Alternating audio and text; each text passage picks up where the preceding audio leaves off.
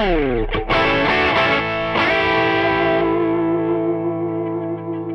everyone, welcome back to Acoustic Paradiso here on Andertons TV. I'm Ben, and today we're going to be looking at these two guitars, but not kind of specifically these two guitars, but these two guitar styles.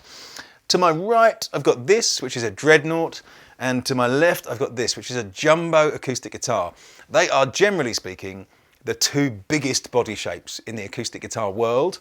They were both developed kind of round about the same time, roughly, and they were both developed really to be loud. You know, pre-electric guitars, they were designed to really project when you're playing in the context of a band. But we're going to have a look at some similarities and some differences, and I'm going to play through them and talk about kind of which one you might prefer if you've thought about buying a big-bodied acoustic guitar. I'm going to start with this one. Now, this particular model is an epiphone. I think this is the inspired by Gibson J200. Fairly classic construction for this kind of jumbo sized body shape. Jumbo is, you know, accurate.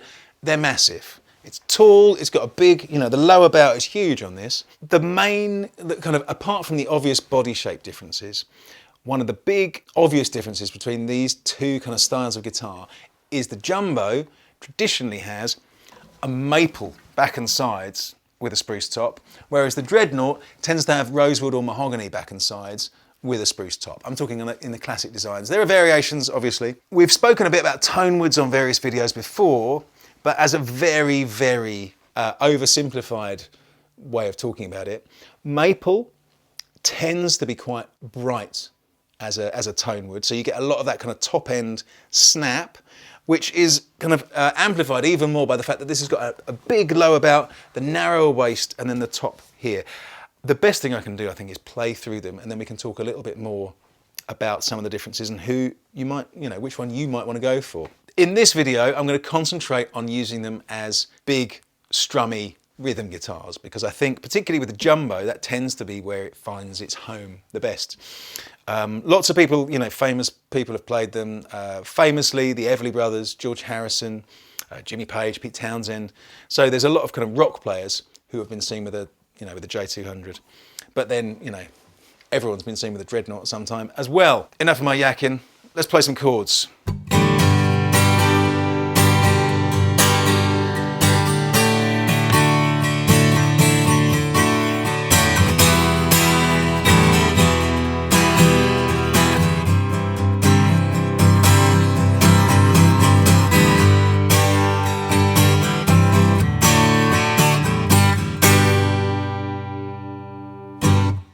It's got a brightness, as expected, with the maple body and the narrow waist. You know, for strumming type stuff, it's incredibly loud. Maple is a really, it really projects, I find. Maple guitars, they tend to have they fire a lot of sound out the front, which is great. And again, relates back to their history as kind of band guitars to be heard above other acoustic instruments. I'm going to do a couple of other things on here, a little bit of picking, and then I'm going to do similar stuff on the Dreadnought, and we can talk about the differences and the similarities and all that type of stuff. So, something a bit more gentle.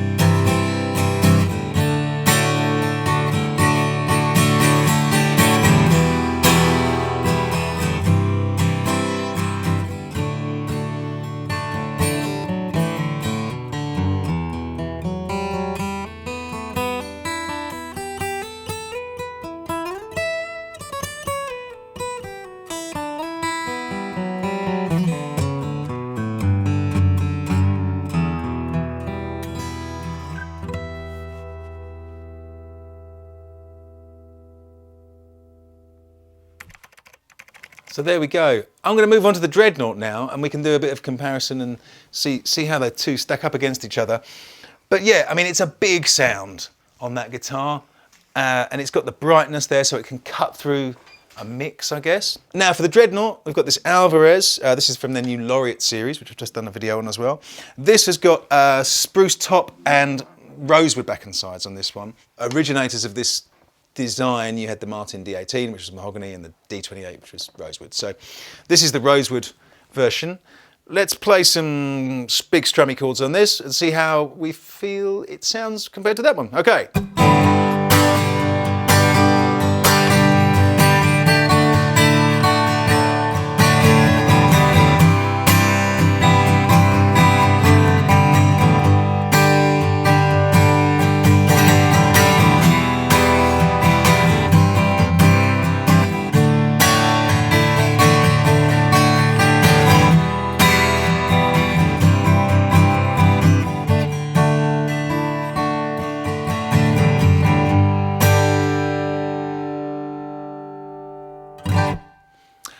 So there's definitely a more pronounced mid-range on this guitar, which is partially down to the kind of the wider waist, the different wood choices. Like I say, the maple is quite a bright tone wood, which is great for really cutting through. This one also cuts, but because it's got the bigger, kind of wider body with the rosewood, you get a bit more warmth, I would say, which is, you know, it's not a word I like to use to describe guitars, but it does sound warmer than this one. We've just pulled these two out because they're roughly the same price. They're around £1,000. There's lots of options at different price points. Do check below for all the specs and a few links to other variations on these models. But yeah, my initial reaction to playing this after playing this takes up kind of more of the frequency range, particularly, like I said, in that mid-range.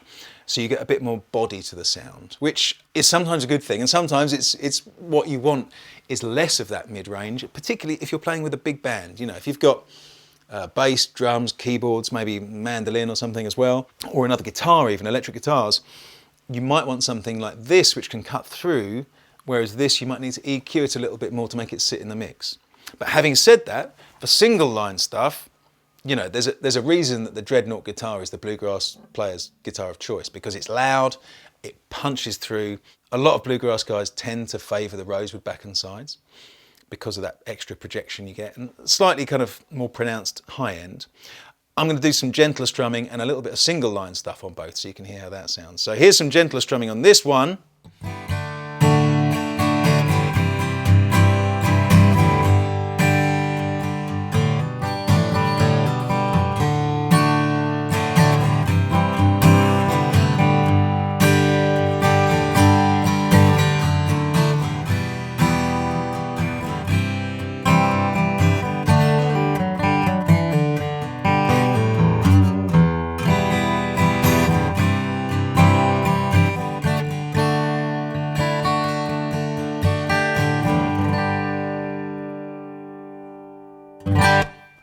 There we go, lovely, you know, lovely guitar. I'm quite used to playing Dreadnoughts. You know, I've had Dreadnoughts in the past and I've got a Dreadnought at home. I've never owned a jumbo yet. Never say never. Let's hear how some kind of single line type stuff sounds between the two, and just see how they measure up there. So let's think.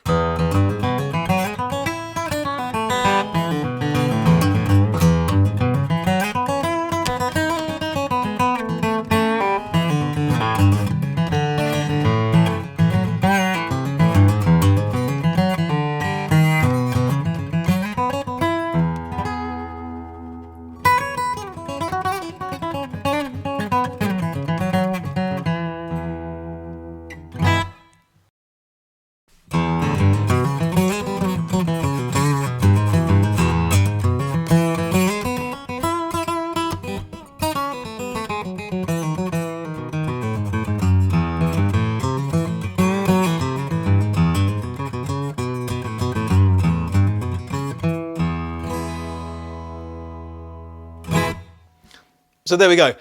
For my money, if it was my money that I was spending on one of these guitars, for lead work, I definitely prefer the Dreadnought because of that extra mid-range. It gives the kind of single line stuff just a bit more of a body, I think, and a kind of stronger voice. Again, like that's probably why the bluegrass people like it. But if I was strumming away in a big band, that might be a bit too much, if you know what I mean. So something like this might be really more appropriate. The upshot of that is that you really need to buy both.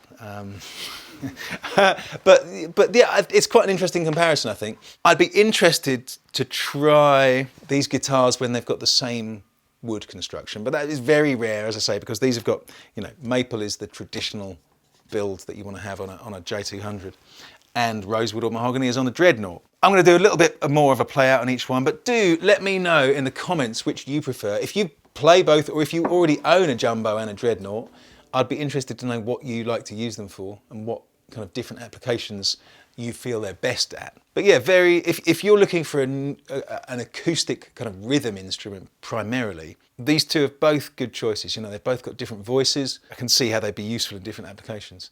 I've got to play some kind of Everly Brothers thing on a Jumbo as well, just because it's the Everly Brothers. Okay, so.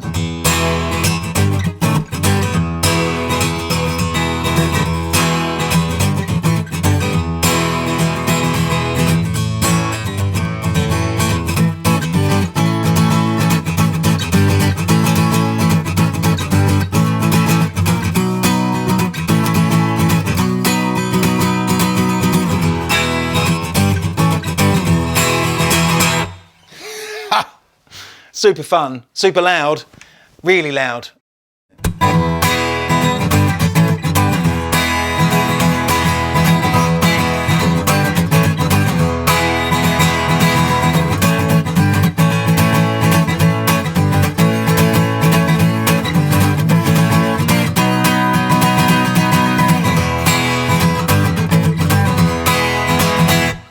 Which do you like the best? There's no right answer, there's no wrong answer. I would say the Dreadnought's probably more of an all-rounder, but I could be talking out my hat because you might prefer the sound of that one. Let us know in the comments. There's links down below for these guitars and a couple of other models in the same, you know, same body size and shape. And click like and subscribe, and we'll see you again next time. All right.